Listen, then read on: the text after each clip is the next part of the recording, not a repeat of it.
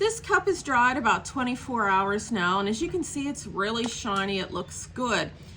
I did not use a lot of glitter on this. If you use a lot of this heavier glitter here, you will have to do a lot more sanding. So this is just going to need a very light smoothing. Really where my glitter's the heaviest is down here at the bottom. And I have my sander here. This is the 240 grit I have on here, which is very, very light. It's a fine grit.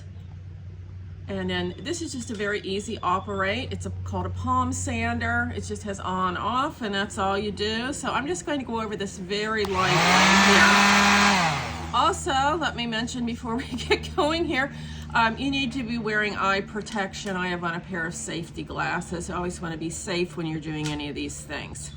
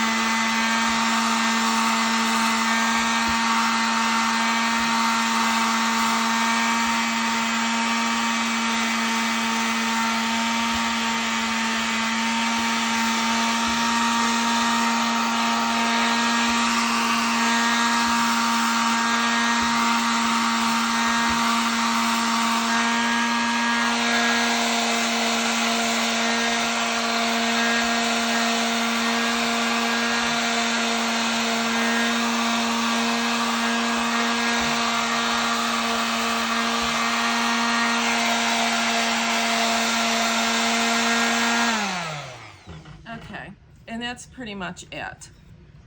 This did not require a lot of sanding because, like I said, I just used very fine glitter. Now you can see there it made that dull. But once you put your second coat on, it'll bring the luster right back up, and you know, it'll be just as shiny as it was before. You can always take your fingers, I found the easiest way to do, and just run over and see if you feel anything rough. Like right here, I'm feeling maybe just a little bit